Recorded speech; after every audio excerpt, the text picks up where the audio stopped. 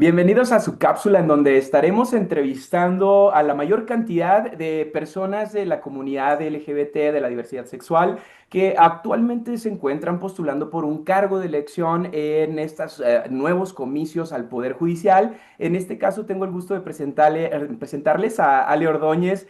Querida, ¿te pudieras presentar con nuestra audiencia? Un pequeño resumen, ¿cuál es tu cargo, cuál es tu número, cómo te encuentran? Hola, claro que sí, Ricardo. Muchísimas gracias por la invitación y por la posibilidad.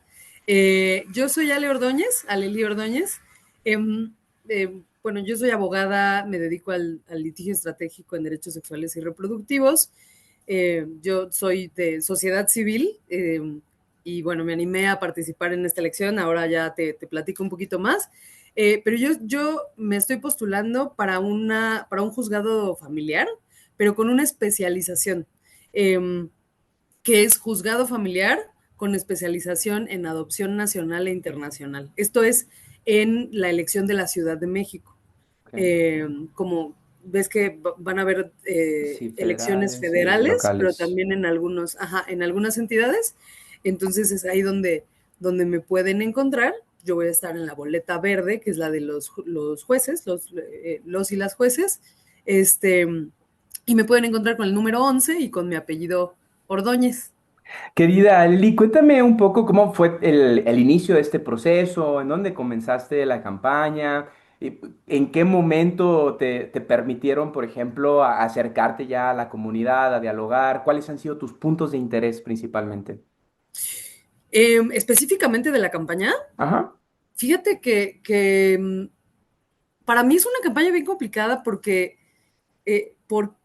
me toca la alcaldía de Coyoacán y la claro. alcaldía de Iztapalapa, que pues se cree que ideológicamente están en rumbos diferentes, ¿no? O sea, Ujú. se estima que la alcaldía de Coyoacán es un poquito más conservadora y que la alcaldía de Iztapalapa es como que más tendiente a las izquierdas. Eso yo creo que pues es un poco un mito, ¿no? O sea, creo que ya cuando una habla con la gente, ¿no? Puedes ir, pues, desmontando esos estereotipos y yendo al punto, ¿no? De la elección con la gente, o sea, diciéndoles por qué es importante salir a votar, por qué te tiene que importar a ti, ¿no? O sea, porque hay algunas personas que se sienten un poco como eh, en tensión, ¿no? En tensión con la idea de salir a votar, ¿no? Como de pronto que no salir a votar es un posicionamiento político.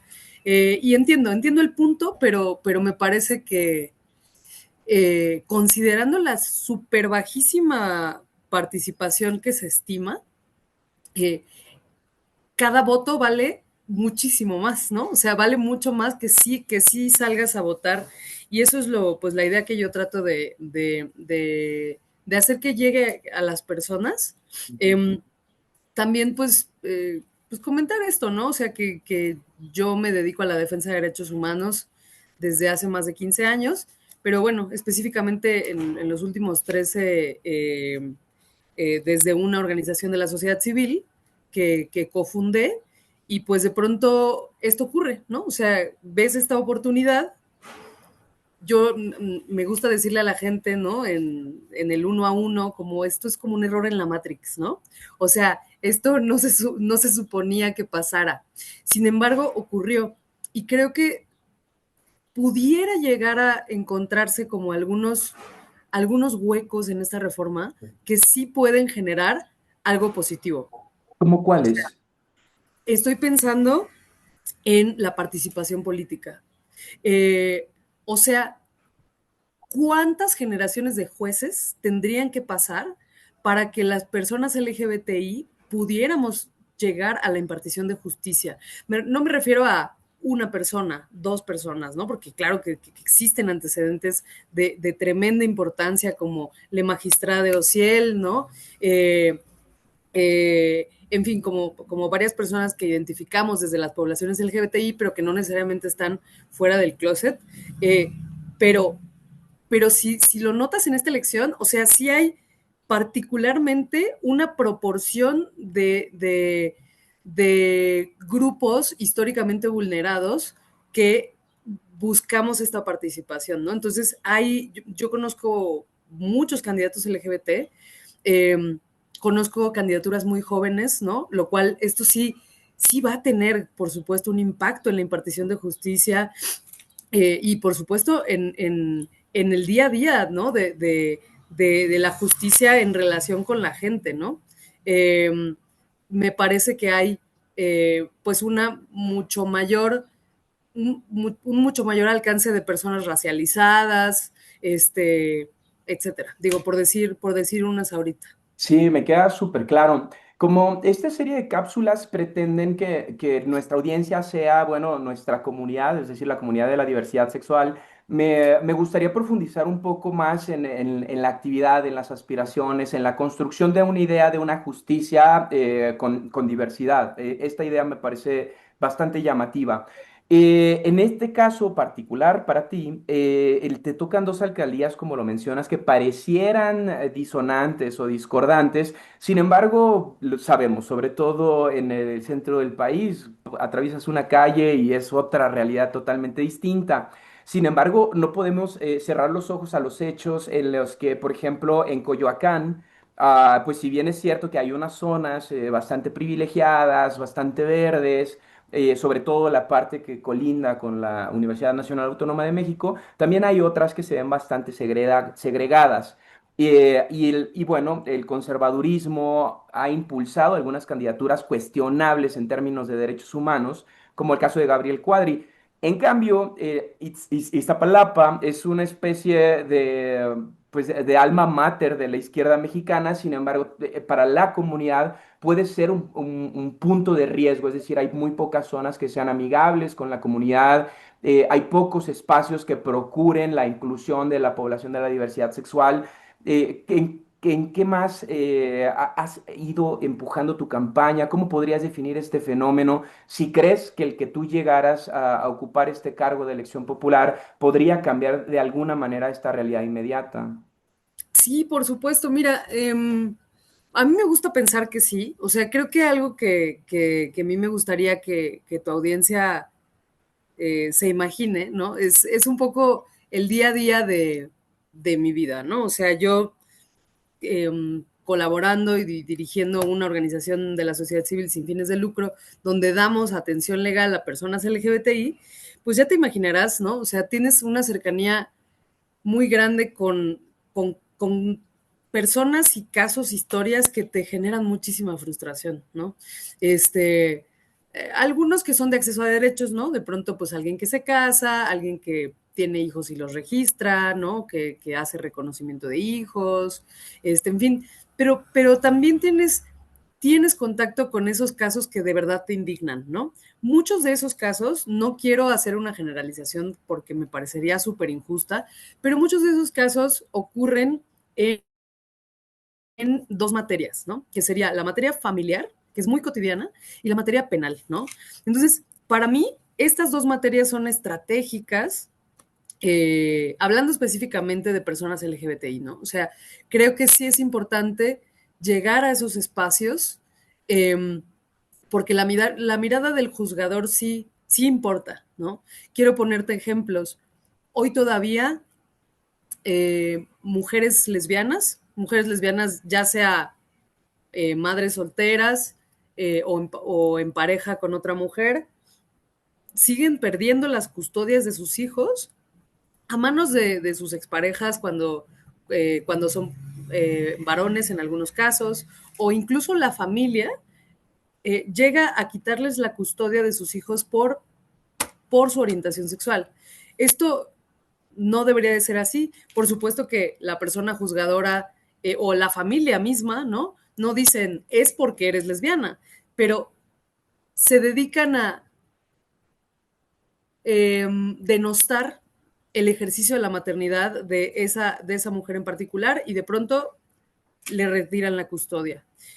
Cuando estamos hablando de personas trans que son padres o madres o shadres, ¿no? Cuando son personas no binarias y que tienen hijos, también pueden perder las custodias de sus hijos o la posibilidad de convivir con ellos cuando digamos, muestran su identidad, cuando transicionan el género, estos casos siguen siendo recurrentes, ¿no? O sea, en muchos lugares del país, y eso pues lo sabemos todos, ¿no? O sea, probablemente todos tenemos algún caso conocido de una pareja del mismo género que hizo la vida en conjunto y de pronto uno de los dos o una de las dos murió y la familia del que murió despoja a la familia del sobreviviente, ¿no? Me refiero a, pensemos que mi pareja y yo hicimos una empresa juntas, ¿no? Yo fallezco, pero las cosas estaban a mi nombre, ¿no? Eso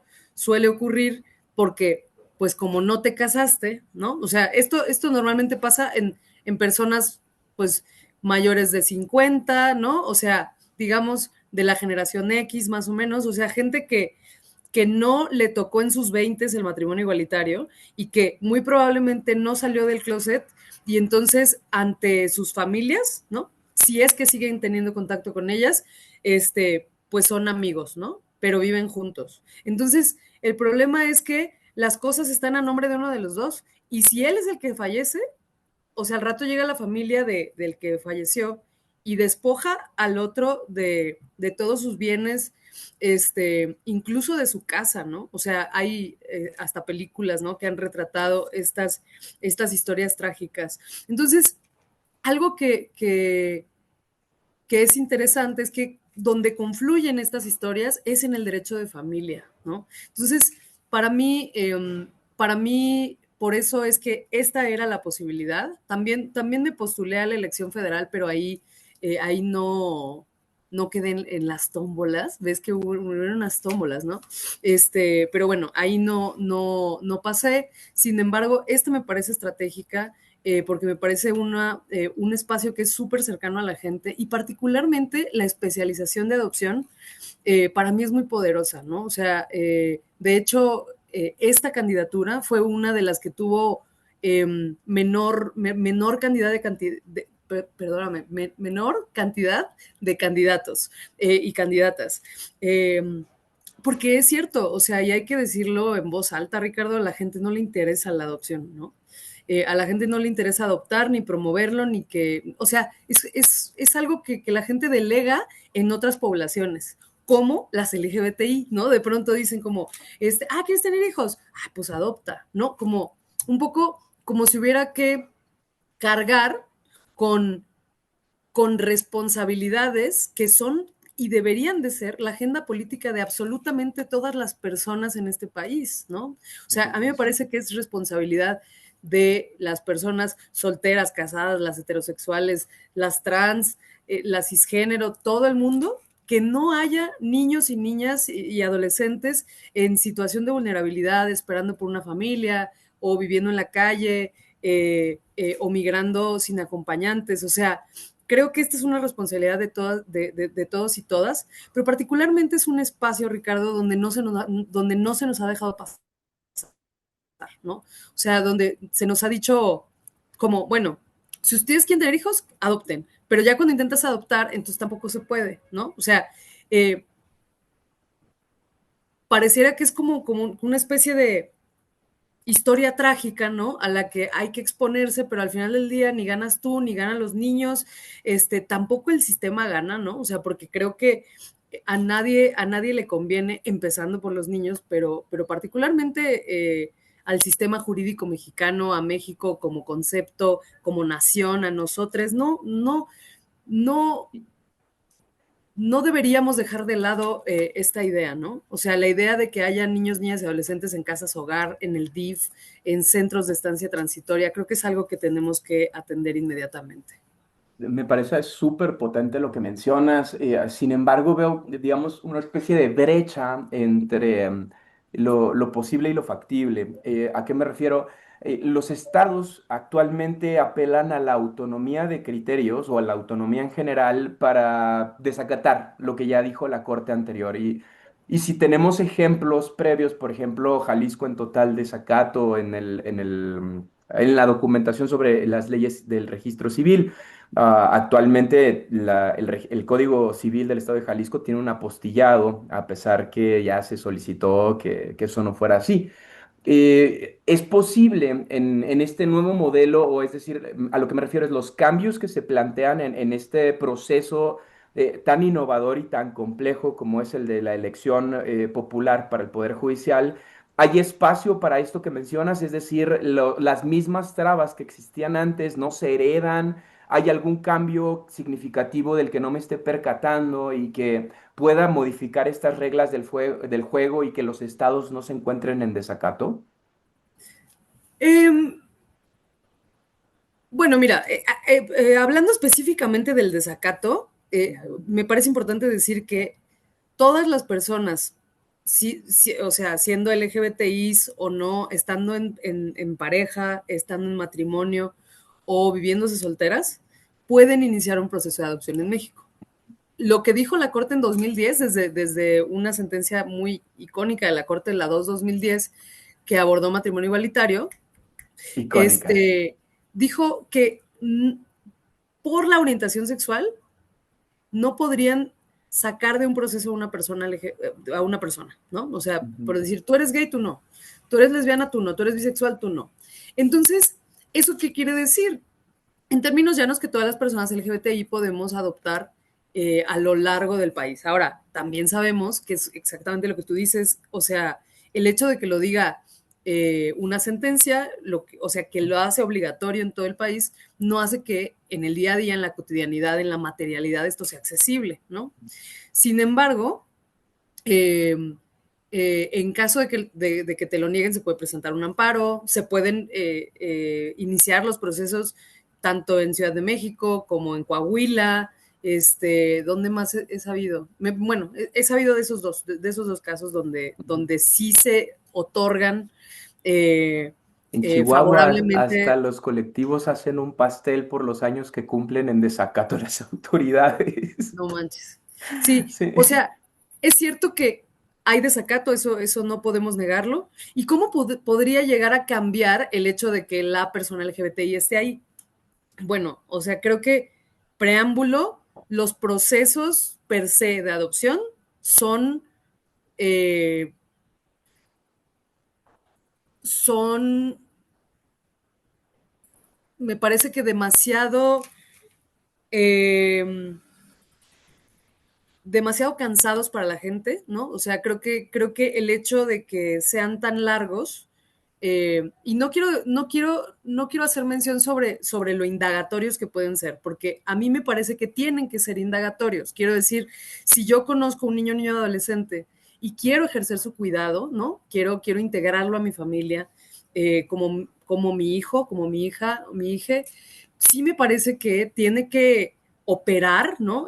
Todo el aparato del Estado para indagarme, para estudiarme, para entender si yo soy una persona apta para brindar ese cuidado, ¿no? Para brindar esa red de apoyo, para brindar el cariño, para mantener, ¿no? Para brindar alimentos, en fin, educación a este niño, niño, adolescente. O sea, creo que efectivamente el proceso tiene que ser indagatorio. ¿Cuánto? Pues lo que el Estado considere eh, que es suficiente para entender, para saber, para asegurar que yo soy una persona apta para esto. Esto es algo súper importante. Pero no así largo, ¿sabes? Y yo conozco muchos procesos y personas que han intentado hacer una adopción en México, no necesariamente en la Ciudad de México, pero en México, y que ha sido tan larga, eh, tan burocrática, de forma innecesaria, ¿eh? O sea, que la gente termina por desistir, ¿no? Eh, También es algo importante, pues, que la gente sepa que normalmente tienes una especie de momento, ¿no? Momento procesal al que llegas donde el Estado ya te reconoce como una persona idónea, ¿no? Para ejercer el cuidado de un niño o niño adolescente.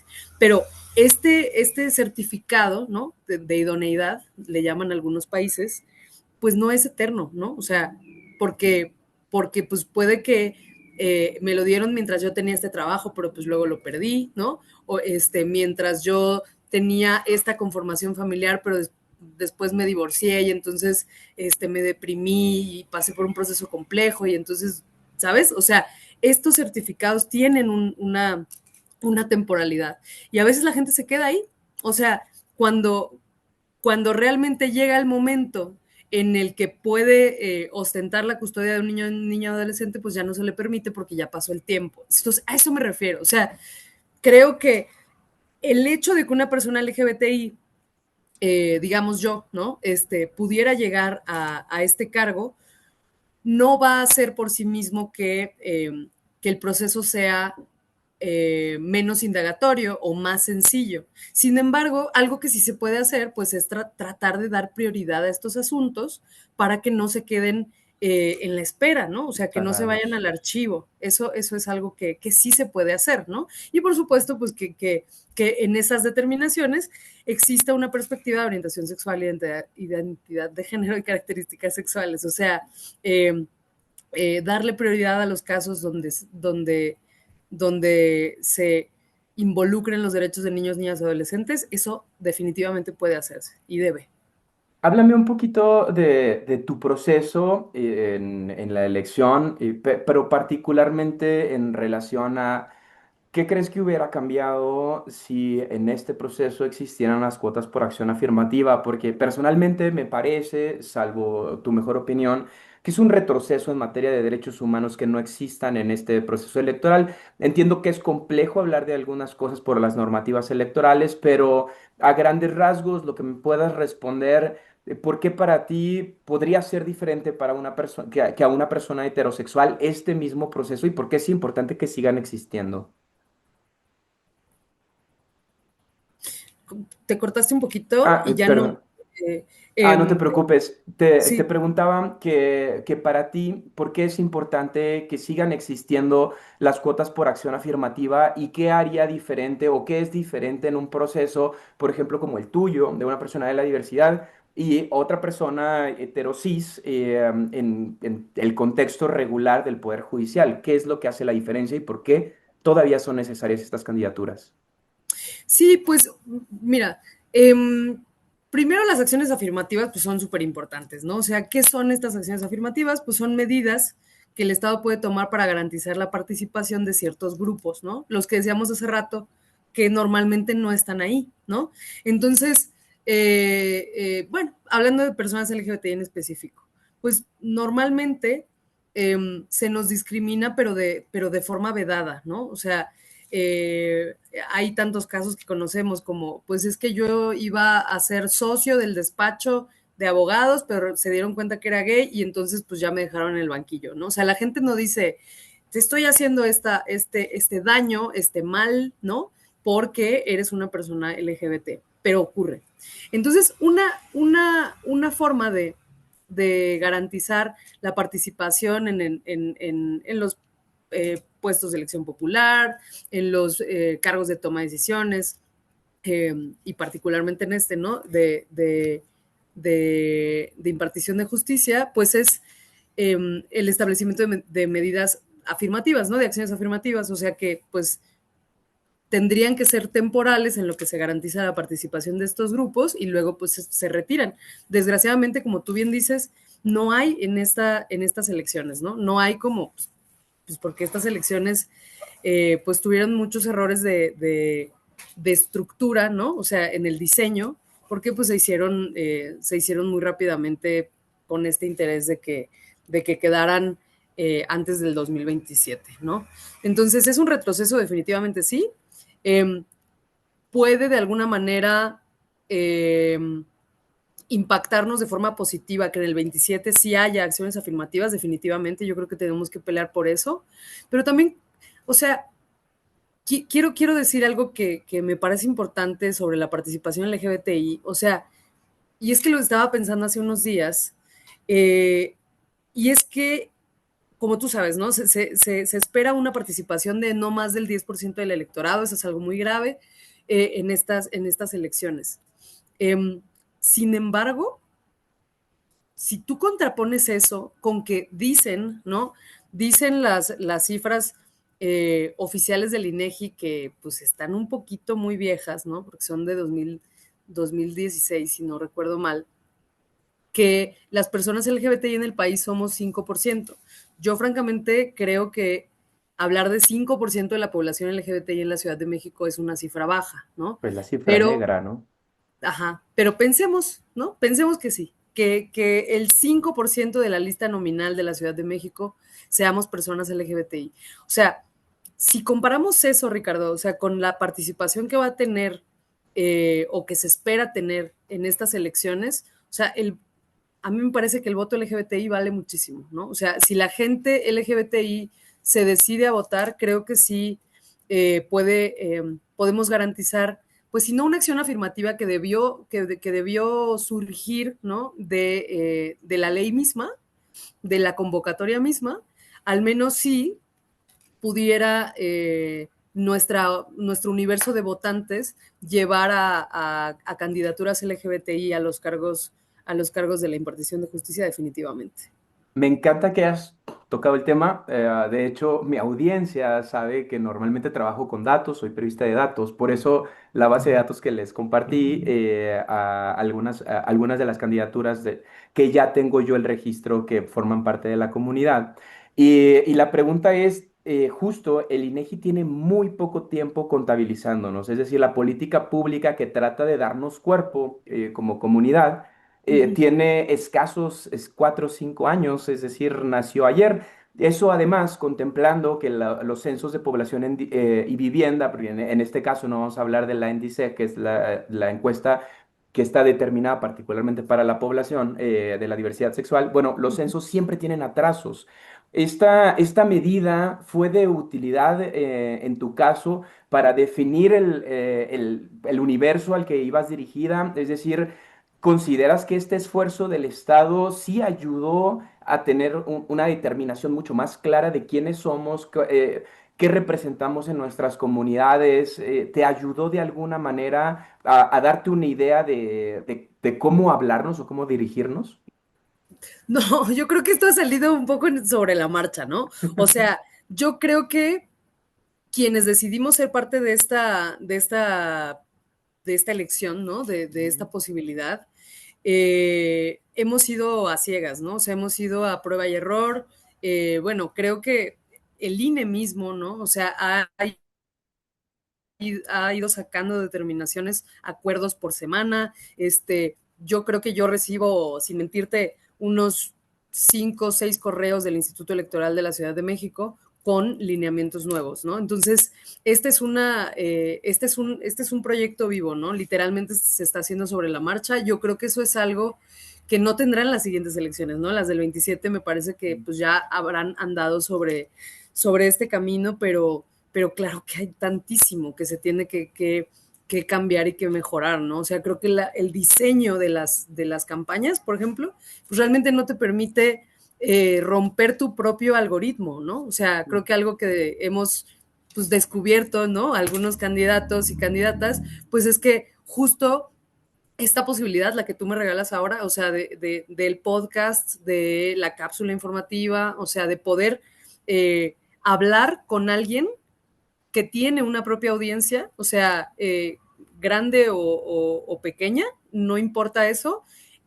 sí te permite romper tu propio algoritmo, porque pues lo que ocurre cuando no pautas, cuando no pagas publicidad en redes sociales, pues es que llegas a la misma gente, ¿no? Entonces ya de pronto tienes, no sé, 10 likes, ¿no? Y es así, tu mamá, tu ex, tu amiga, ¿no? O sea, son las mismas personas consumiéndote. Entonces, creo que definitivamente esto tiene que cambiar para el siguiente. Entonces, las cosas, digamos, positivas que yo te puedo compartir de mi perspectiva de esta elección, por ejemplo, decir, pues bueno, una bondad accidental pues puede ser la participación política, otra puede ser de pronto el salto generacional, ¿no? O sea, creo que estas elecciones garantizarán, o bueno, permitirán que haya una justicia pues millennial, ¿no? Millennial en la mayoría de los casos. Entonces, creo que estas bondades accidentales, pues son cosas que UNE va como descubriendo sobre la marcha, ¿no? Pero tal cual, o sea, es como tratar de ver el vaso medio lleno, medio vacío. Entonces, en la decisión de verlo medio lleno, pues es que pues han ido saliendo por ahí cosas eh, positivas, ¿no? Sí.